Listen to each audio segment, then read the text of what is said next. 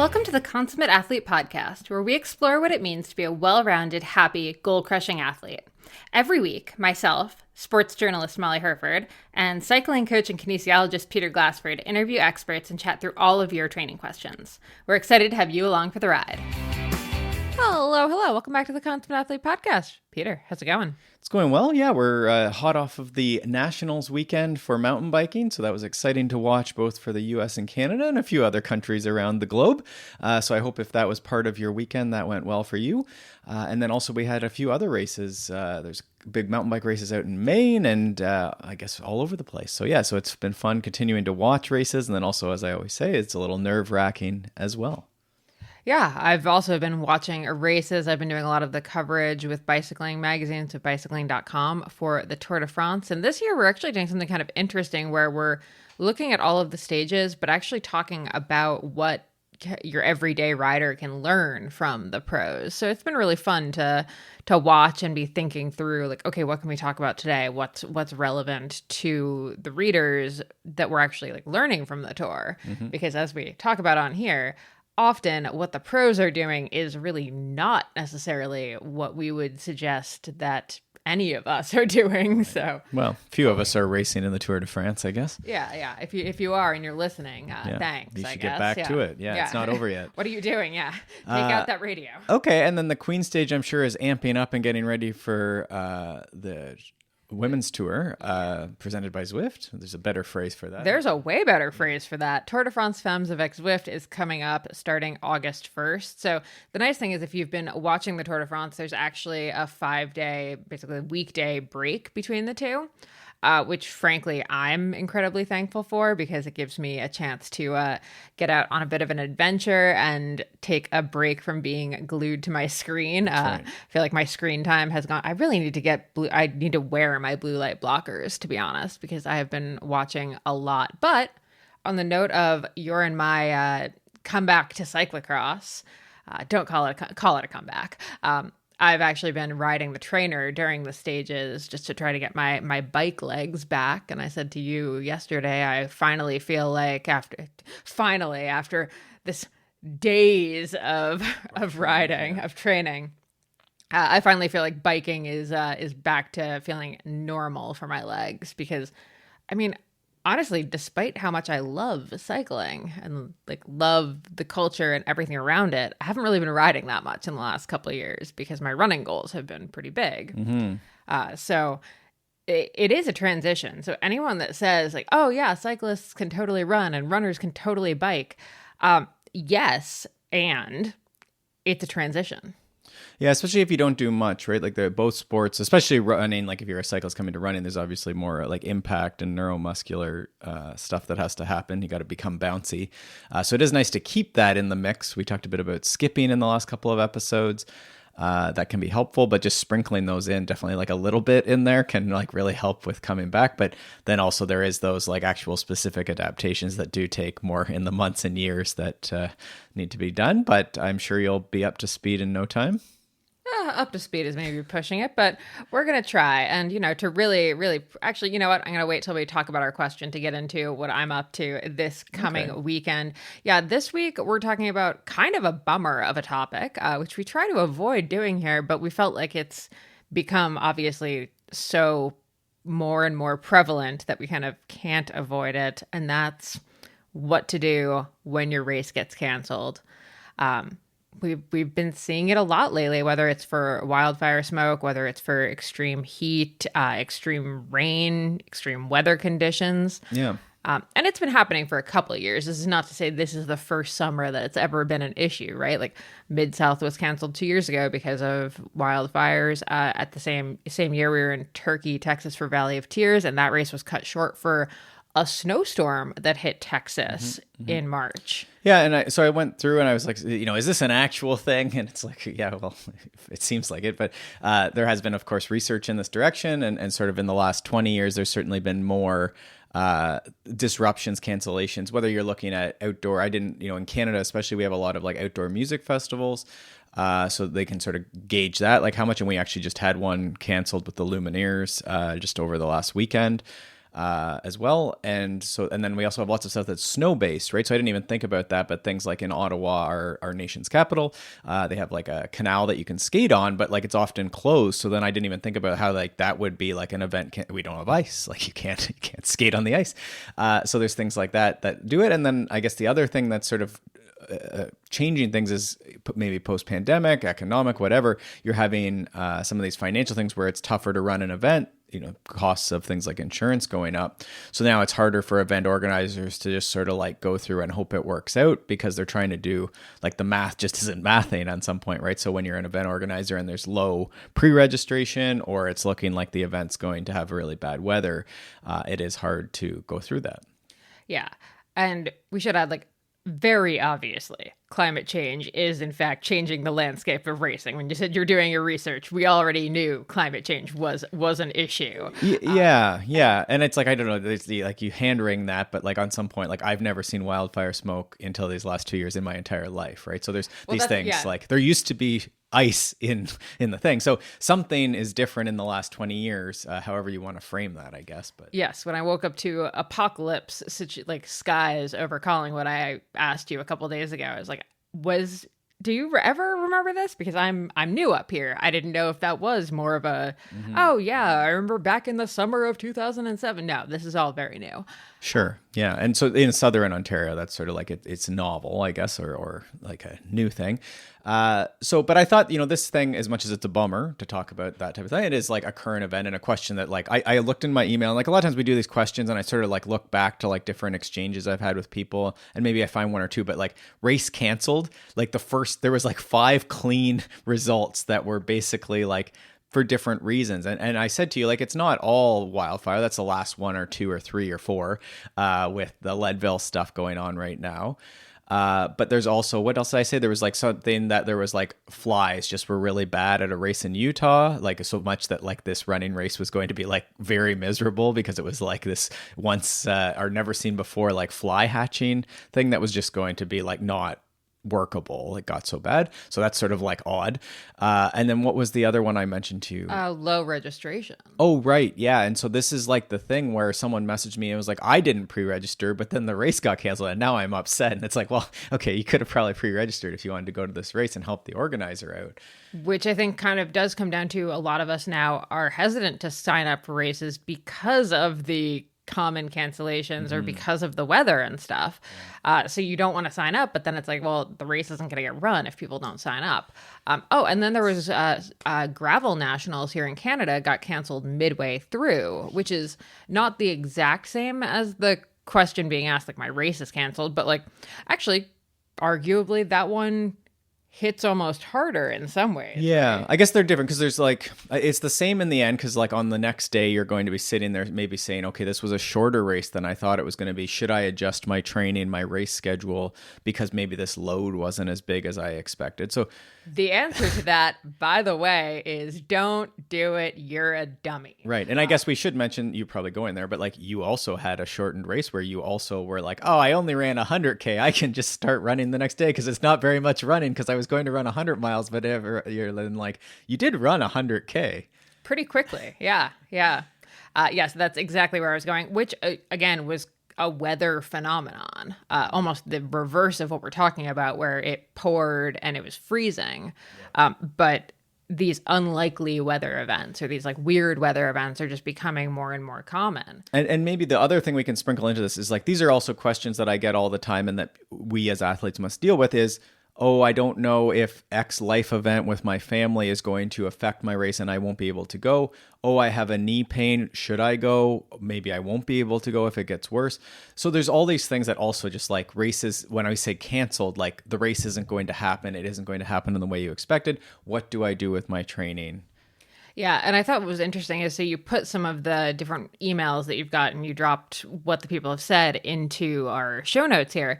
And as I was looking through, it's a really interesting gamut of like knee-jerk responses to a cancellation, right? For some people, there actually is like relief of not having to make a decision, and they seem pretty fine with it. It's just more of a what do we do now, training-wise. Yep. You have people that are actively saying like, hey, now I'm really like unmotivated to keep training because this thing is canceled or because the thing might be canceled. Yep. You have people that are really like heartbroken about it, honestly, which is a very real feeling. Yeah, the one there around, because Silver Rush, so if everyone's not watching, like actually the Leadville, we'll say, situation right now is pretty dire. Like it's not great. They canceled the Silver Rush 50 miler, and then they usually come into, there's a stage race this coming weekend in July, one of the last weekends in July, and then quickly we get into like the main show of the big 100-mile run and race. But the course has been like affected by wildfire, and like it doesn't look like they're going to be able to run the race through that section. The course has always been the same, so likely it's going to run is what they're saying, but likely it's going to be a modified course. So this is like really developing as we watch this. It's sort of exciting and also nerve-wracking and maybe disappointing or angry or whatever, right? There's all the emotions there, but it's like a developing situation. So the one person had said in their email, right, like they're 50. Do you want to read that one even, like, or sort of paraphrase it, like 50 and I was so disappointed? Yeah, so they do say, I know safety comes first and it's out of people's control, but I can't help feeling completely deflated. I've been training since January. I'm over 50 and I think I'm the fittest I've ever been. My family has sacrificed a lot to support this too. The replacement races don't work with my schedule, and honestly, they're just not Leadville. I'm proud of the work I've put in, so like we're recognizing that, but right now that's not making it sting much less. And then someone else, same exact thing. Silver Rush is canceled. Leadville is kind of question marky.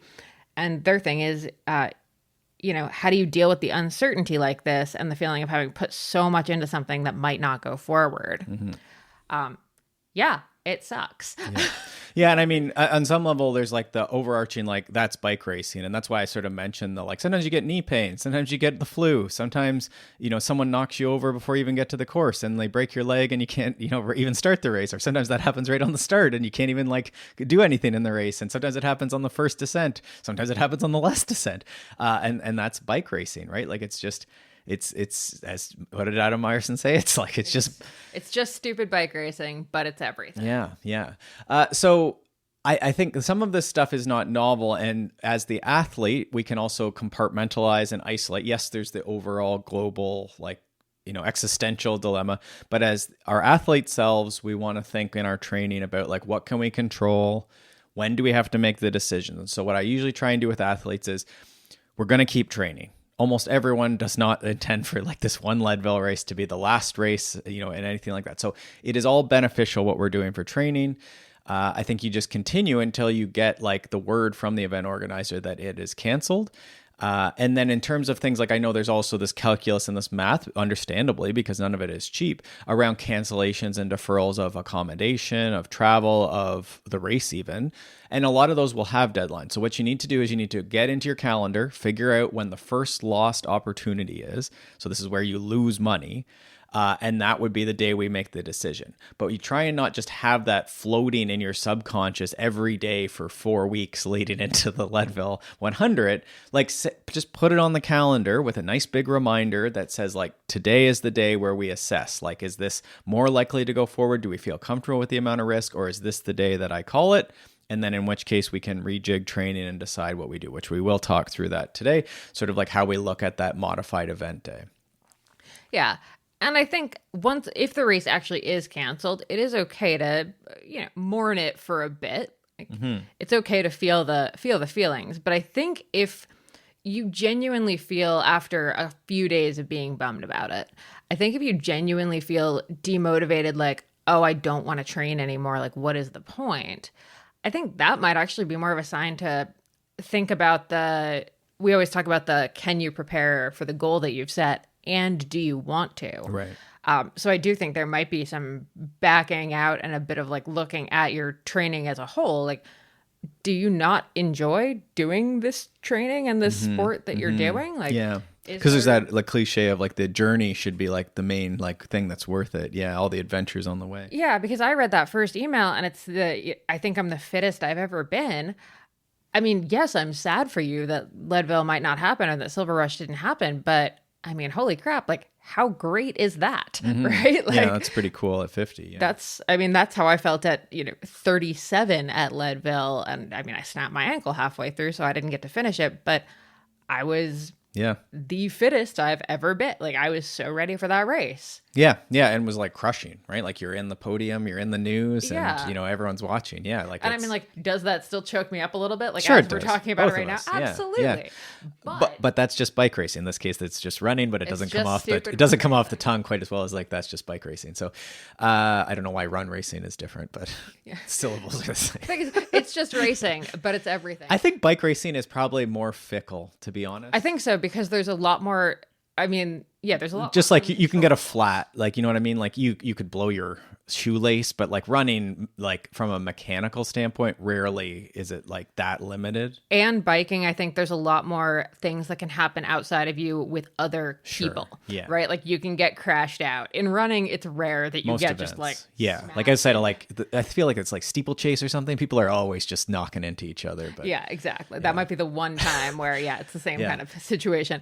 But anyway, to that point, like, yes, I was really bummed about how Leadville went, but I was also really happy with like who I was showing up at that race. And it did, I did change what I did after that, though. Like, that was a moment in time. We got rid of the altitude tent and I shifted my training, and I'm a different racer now than I was then. But that's life. Like, that's supposed to happen. Yeah. And I guess that's the way I'm sort of thinking, like, yes, there's the existential thing, but like if we can sort of compartmentalize for a second and just say, like, this could have been for any number of reasons. You didn't get you DNS or you DNF. These are very common. And yes, some people have never done those things, but usually it's you just haven't done enough of the thing.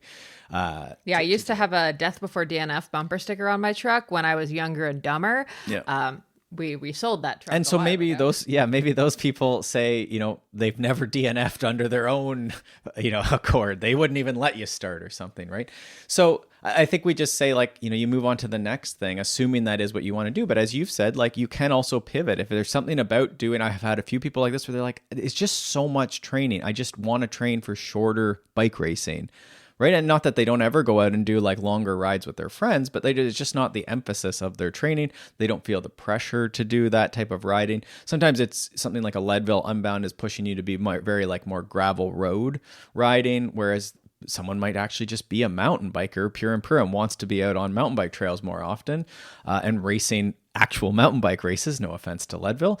But that's maybe part of it. So it's like, okay, well then next year I'll just train for something more technical, and that's completely okay to pivot away from that. Yeah, to me, I think the demotivation following a cancellation or a potential cancellation is actually just like a major sign to reevaluate, like not training in general, but the exact sport you're doing. Yeah. And so that might be a thing where you could pivot. That might be like look for a refund rather than the deferral for that particular event, or a credit that you could put to a different event maybe that the people run. Okay, well then let's think through those. There was a couple of like sort of stepping through that, I guess, that I had, right? Where so people will say, okay, this let's go with Leadville stage race. It's coming up. It gets canceled. Do we do 3 days of, virtualizing this where we replicate the race at home, or if you live nearby, but it's not, it's possible to do the event? This happened more in COVID. I know some people, we have an interview coming out with Eldon Nelson, who's done Leadville many times, and that's actually what they did during the pandemic. But he said actually in hindsight, he wishes he didn't go and like ride the course, on his own or with his wife. He said it just like didn't have the feel, and it wasn't like necessarily like worth it, I guess. So that would be one thing, is like, should we simulate? Should we just take our bit of rest and then get back to training for something else? Or, we could say we're getting back to just like normal training, right? Versus really pushing on the Leadville build or the whatever type of build, like where we're really crushing it. We're maybe in like monk mode where we're, eating clean and getting in bed early and not socializing. We go back to like normal life, but still with training in it. Until maybe another goal is coming close, or we decide on another goal. So I sort of see as those three things, like, and maybe the second one, maybe I didn't verbalize enough. Like it's like you find a replacement race, right? So there's sort of like simulated on the exact day or nearby. There's the find a replacement race on the same day, which is very hard to do, or in the week or two after, you just sort of like extend your taper, if you will.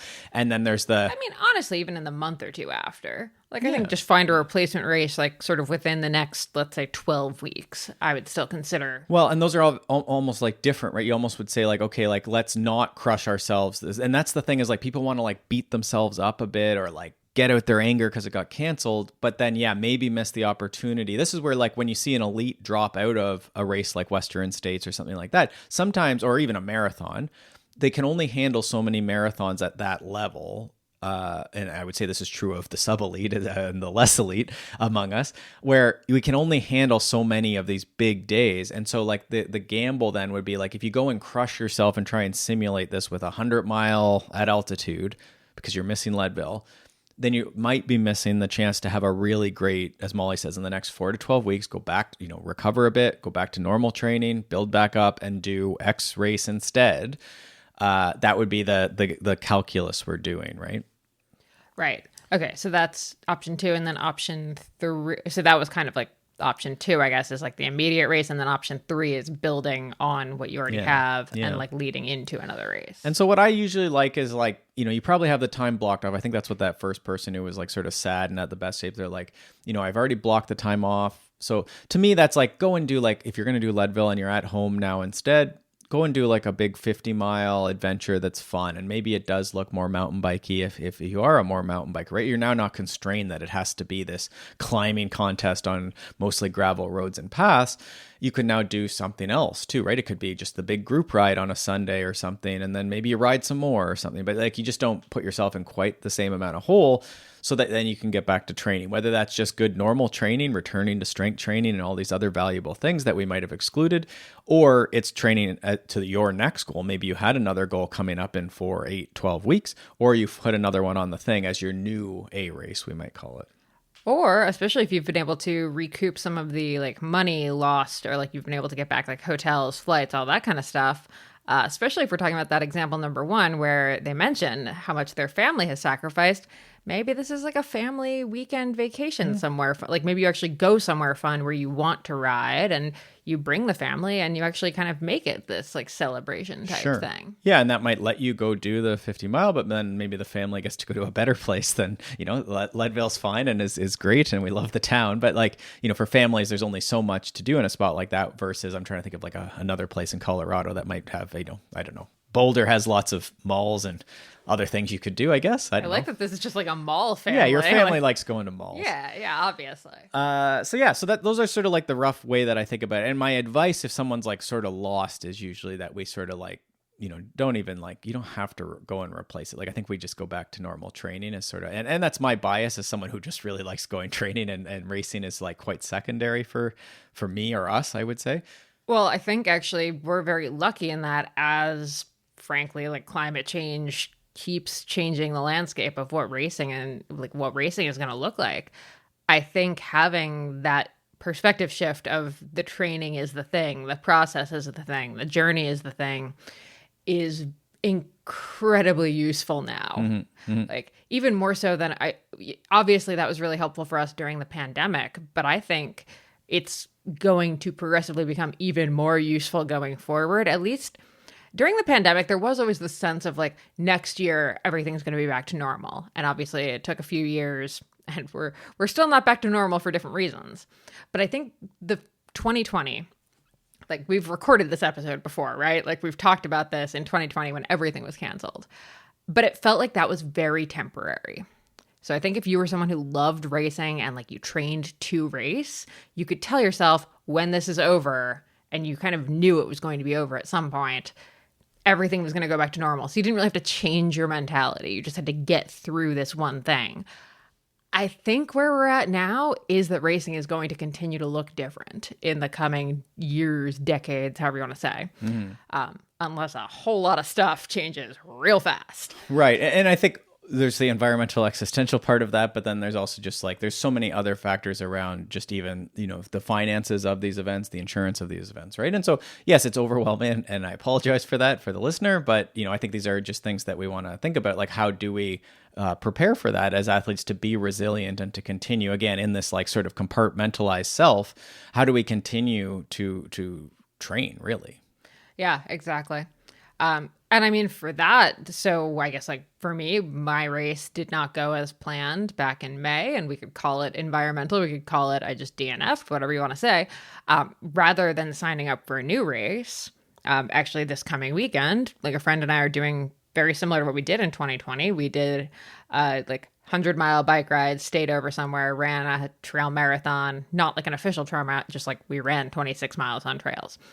And then we biked the Century back, and we're going to do that again next weekend between the tours. Yeah. And I'm looking forward to that so much more than any race that I could have signed up for that weekend. Yeah, and I mean, I think that sometimes like depends on the person, but I think that's to your reflection about like the event and what the event's cancellation or changing like does in your mindset is something worth like playing with, and what does that information give you, right?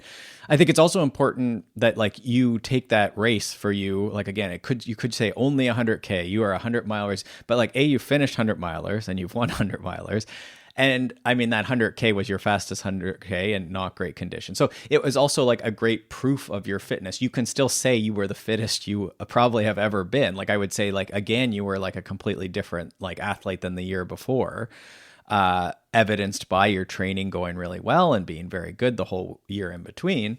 So like, of course, like I think you can still take that as a win, right? But that's the difficult thing, is that we sort of like ignore some of these indicators that we get both from maybe a race that got cut off early, or something that's completely canceled. Now, it does occur to me too that the other option you could do if you were this person and you're at home, like there are different tests you could put yourself through. Maybe you've done a test before, and that might also give you a bit of that like proof that like indeed you are the fittest.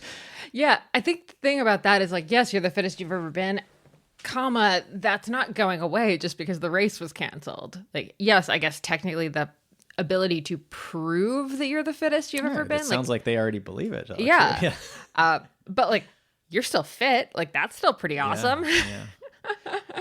Yeah, I don't know. It's tough. It's such a waning like thing, the fitness. Yeah. But I get that sense of like when it feels like it's going to disappear, especially if someone's seen it disappear because they've been, inactive for a while. Mm-hmm. Yeah. Well, I think that's where know yourself. Like if you've had this, if you've had this kind of thing happen before, if you've gone through like a demotivation thing, especially if you're the kind of person who after your goal race does tend to slump for quite a while before they have another goal race, I think this is a good time to, reevaluate how you're training, like what will bring you joy. Yeah. I've said it. I started doing boxing classes once a week in the last like 2 months, like since that race.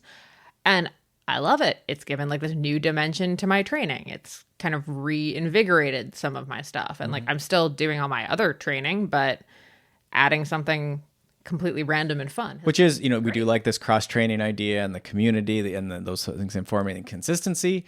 But, for someone who that hasn't like quite found that event fit where it's just like you're good at something, it's easier for you to get out and do the thing, then that is where that sports sampling, trying new things, especially in like a general preparation period of the year. Again, you don't have like an immediate race coming up or a super important race coming up. That would be the time, whether it's sampling within cycling or endurance sport, or as Molly's sort of branching into these other things as well. Because you may find, and we've seen this, people who find like martial arts or I guess does martial arts include boxing? I don't know. I don't think it does, but I think it's. I would put it under the same umbrella. Sort of the same thing. Like combat sports. Maybe you like combat sports, or maybe you like soccer, or you just don't know, right? You rediscover that you really love frisbee or something, right? And that doesn't mean you can't be a cyclist as well. You can be multiple things, right? That's the nice thing about being an adult. You don't have to like choose one thing, and that's your sport.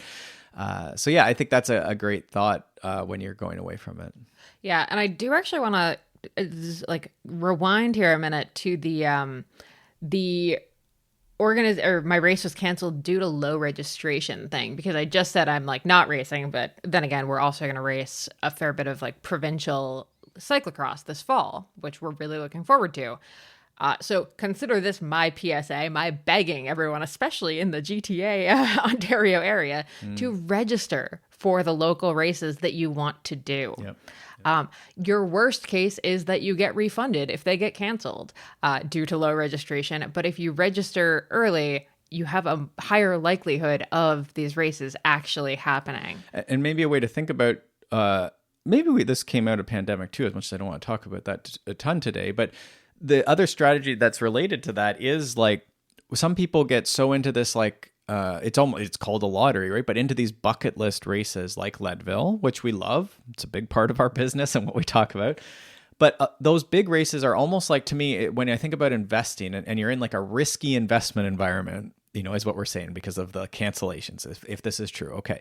So then your strategy is like a diversify strategy, but also think about like lower stakes, higher payoff. So these are races you want to do, events types you want to do that are likely to be fun in your local area. So the costs of accommodation and travel are lower, but now you've diversified so that if you lose 2, you still maybe have 8. Ooh, I love diversifying your racing profile. Right. Love yeah. this. And being careful, just putting all your eggs in one basket would be the analogy, right? And Yeah. so not that sometimes there are a Leadville a year, but you want to just be careful, like, because it can be crushing. And if you're the type of person that like that one thing is your main focus, and that's one of your strengths is that you can focus on this one thing for an extended period of time, there probably is some caution still that maybe there are some other reasons for being across the years. And that could be other races in this diversified strategy. But I think also looking at a framework, and this is something that I do in phone consults with people, is we lay out that 2 weeks, 2 months, 2 years, 2 decades, where we start tying in what are your values for 2 decades? Who do you want to be in 2 decades? What are the things you want? This is what made me buy a piano and start practicing piano. Was that like, I would think that being able to play music is going to be good, right? And I've talked about like a fear that like if I can't bike, then I'm going to lose a lot of my social and hobbies really if I can't ride my bike. So this is sort of like a strategy for 2 decades and values of having these other things, these like music or whatever you want to call it, other ways to connect with people. Oh my God, are you going to join a band? Like, am I going to have like just terrible middle-aged men band for practice sure. in the garage? It's going to be really geeky for sure. I'm trying to think of a good geeky name. So. Yeah. Oh, I don't like this at all. Maybe like I love this. Middle-aged men playing Taylor Swift in a jazz format or something like that. Yeah. Okay, but could you have practices at 6:30 on Friday mornings when I'm away at boxing? That feels fair. Yeah. Where was I going with that? I don't know. Speaking of middle-aged men losing their mind.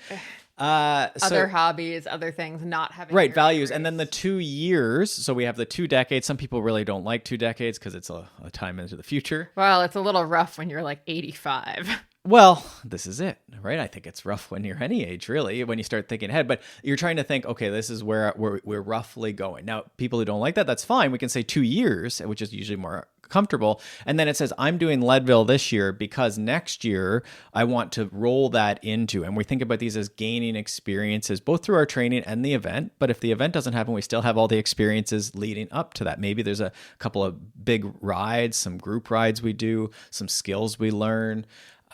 Maybe there's some qualifying races or smaller events along the way that are letting us go. And now what are we going to do off of Leadville? We're going to go on a big, multi-day European adventure. We're going to go do a stage race. We're going to go do Unbound, which is longer.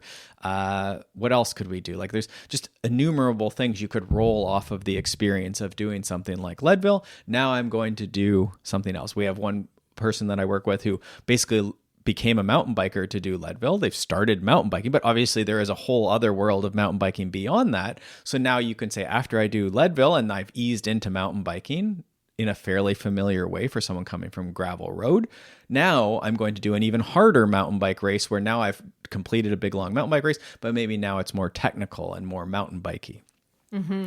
So that would be the defense too for someone who's maybe like really focused and maybe can't diversify into 10 races across the season. Remember that again, some of these they might be weekly races. We're doing a big sort of not charity but like a fundraising ride for the local youth club here this coming weekend as 100K gravel. It's a big ride, so we're going to do that. So there's all these things that maybe you diversify your weekends and your events and your budget. So that you're not so crushed when that one race you were doing gets eliminated. Yeah. Okay, I want to hit you with a double negative that I know you're going to hate. But what are sort of some of like the worst things that people can do when the race gets canceled? Give me like the bullet points, because I do think all of this esoteric, like more esoteric thought stuff is really important, and please be doing that. But also, don't make these mistakes. Sure. Yeah. So, I mean, I cringe a little bit. It's not always wrong, but definitely the needing to go and do like the same thing exactly or more on the day. Just I'd say probably more is like the more. And there's a few reasons for that. Like we do get nervous as the what's I don't know if there's like a polite way, but like the urge to exercise becomes a little like what's the word I'm looking for? Obsessive? Like, yeah. And there can be, and that's not everyone who does this, but that's like what it starts like the thing is you have a new opportunity when this gets canceled, which is a weird way to phrase this. But you do have now choices with how you spend your time. So there are ways to do this where you could still feel like you're testing your fitness, you're going on an adventure, but don't put you in as much a hole. Like there isn't really a reason to beat yourself up. Like events are beating you up. And so sort of how we've talked about this inverted U, where like if you ride for 3 hours, it's good, 4 hours is good. At some point you're getting excessive fatigue, knee pain, time away from your family, missing time with friends. So to me, like a good Saturday is I ride for about 3 hours in the morning, and then we go and we see people, we go somewhere, we sit on a patio, we get some stuff done around the house. Maybe I sit around and have a nap for a little bit. Maybe I play the piano if I remember in there somewhere, right? Like these days can be very full. And so that's my life. You don't have to do that, but just like, there's no reason that you have to do 100 miles exactly to like make up for the race to prove that you have fitness. So I would say unless someone like really speaks in a clear way about that, I'm always a little hesitant that there's that exact thing that it has to happen on that day at that time. Yeah, I love that. I don't know. Is there other things that you were sort of had in mind as far as like? Well, that was definitely the main one. I think the other thing would be kind of depriving yourself of things. So you said a lot of people, we do go into that monk mode, right? Like I won't drink for like the week before a big race, that kind of thing. And this is not to say like go out and get sloppy or anything, but for example, if you've had a bottle of champagne or like a special bottle of beer or something like chilling in the fridge and it was for the finish line, it was for like the next day after this race, like don't leave that in the fridge as like I can't have that because I didn't do the race. Or for me, it's always like actually I'm still mad about I screwed this up in May and I'm still mad.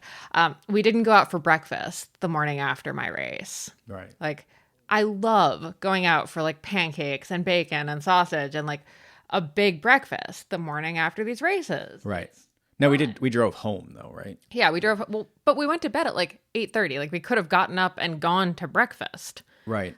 And I guess just in case of point, like you could have also, they canceled the race. You could have gotten up that morning and be like, I'm running 60K. And that's where I'm like, I don't know if that's right. So that would be a thing. But yeah, we could have gone for breakfast. So we had breakfast, I guess, at home. Yeah, which is we nice had too. We had exactly our. But the nice thing is we were able to get home a day early, have a Sunday to clean out and pressure wash everything we owned.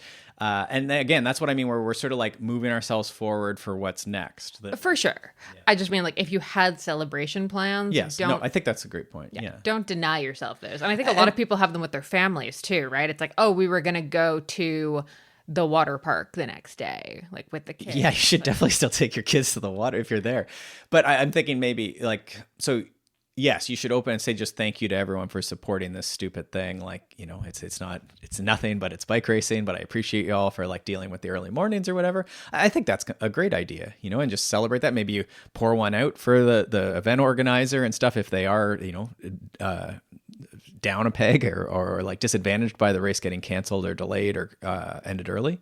Yeah. I mean, I think to the point of like this person that said like their family sacrificed a lot for them to be at Leadville or to do Leadville.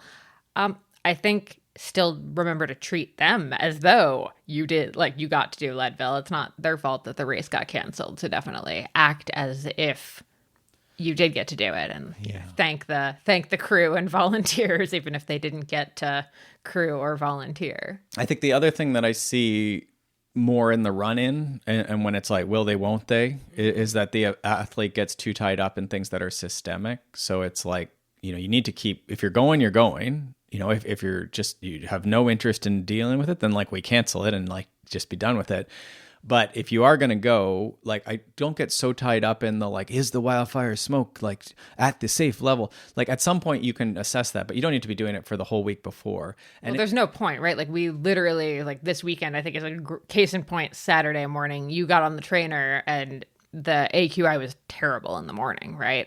And you said, well, it was moderate. It's not like ours wasn't terrible. It was 11 on the weather app, like very bad. You got on the trainer and you joked and said like, I'm getting on the trainer. So it'll be clearer in like 2 hours so you can go run.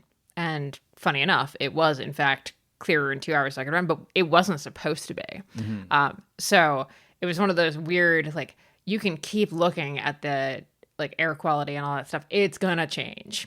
Like, especially when you're trying to look like 5 days out and predict, you can't. Right. And this could be like big weather systems, rain, any of these things that might end up with an event canceled. You know, and even honestly, the attendance and stuff, right? There's only so much you can do as an athlete. So we want to just keep putting ourselves in a good position, the best position we can be in. So this could be preparations you're making. This could be keeping going with your training. Maybe your training has to be indoors or whatever. But we want to have you in the best shape you can. And then, yes, it might all get canceled because the race organizers say we can't run it with these conditions. It's not your choice. Or they're going to run it. And yes, you can do a check of like, do I personally feel safe doing it with that? But you don't make that until we get to the day before. Whenever that first lost opportunity, I think is like a great way to think about it, is like, if you can exit at some point, then like you can make that decision that I'm not interested, I'm going to try it, or I'm going to exit. I don't feel safe with this, and that's okay. But we don't need to be making that decision for like a month into the event. Again, this is where calendar reminders and things like that can be helpful, because we just take it out of our brain and come back to it when we have more information. Mm-hmm. And now on the flip side, like there also is a situation where you get enough information that like you're just done with it, and you can make a decision at that point too. Yeah, absolutely. And of course, make sure that you register for the races that you want to do. I think so. I think that's a choice that we can make as athletes, right? Is like you can support these races, and there are different insurances popping up too, which you can weigh pros or cons. But a lot of people, I think, just sort of think about it as, you know, you're going to lose one of these across the year. So I don't know, do the math on that, I guess, in your investment strategy. Well, I think pretty typically when a race does get canceled, they do get refunded. I would say the vast majority of them, like refunded or deferred. Yeah, I mean, I guess it depends. Sometimes like some of these like last minute like natural disaster ones have been like a little bit like, you know, if you're okay, not, but some will offer like the next year you get a registration out of it. Yeah, but it doesn't always work, right? So yeah, there's risk in everything, I guess. Speaking of registrations, do you know how you can make registrations really easy if you are running your own event? Is it payable? It is payable. Yeah, okay, great. See how I did that there? Yeah, that's a great Pretty segue. good, yeah? Do you want to talk about Payable real quick? Yeah, so we use this for a couple of the events we noted here locally that are running, just sort of low-key, one-off or once-a-year events where it's you just sort of want an Excel spreadsheet or a Google Sheet that has everyone's name, and then you want to know if they paid. And indeed, that's what Payable does. It lets these Google forms take payments while also collecting all that key information you need. Yes, so simplifies everything from race registration to t-shirt orders to donations, fundraising, all of that fun stuff. Whether you're starting a subscription service, you need a one-off payment, all of that stuff. You can do it with the Payable Add-on for Google Forms, and we have a bunch of our favorite templates over at payableapps.com/athlete. It takes about 3 minutes to set one up, and boom, you are accepting payments that go to your PayPal, Square, Stripe, your usual payment providers. Okay. Anything else to add about races getting canceled other than we're very sorry your race got canceled? That super sucks. Take the beat to be sad about it, and then get back to training in a way that makes you feel excited and happy. Mm-hmm. Yeah, I think that's the main thing, is just try and always come back to like you like exercising, you like training, you like biking, you like running, whatever you like, and just doing the best you can day to day with it. And again, trying to sort of like decide when you're thinking like your routine, your like little training routine versus the larger global socioeconomic platform or scale of things that you could consider things, right? So sometimes we need to like stay very focused, day-to-day routine, and then we can zoom back out when needed. But you want to be careful that you're not just living in that like super zoomed out view all the time. Or at least that you're not letting the super zoomed out view keep you from staying fit, healthy, happy, etc. Right, because again, it's what you enjoy, we assume, but then also that it is going to like put you in a better position for whatever you try and do, right? So like at some point, yes, maybe the training format or style may change a bit if the event were canceled, but in a lot of cases, it's not really that much different than what you probably would do week to week anyhow. Absolutely. All right, let's wrap up there. As always, hit us with questions, comments, etc. Let us know what you've done when your race got canceled. Over at consummateathlete.com, we have a submission form, or find us on Instagram at consummateathlete. All right, happy training. We'll see you next week. Thanks so much for tuning in to the Consummate Athlete Podcast. If you want to hear more training, racing, and endurance sport advice, make sure you subscribe to the podcast and leave us a rating and review. You can also subscribe to our newsletter at consummateathlete.com for a weekly dose of inspiration and advice straight to your inbox.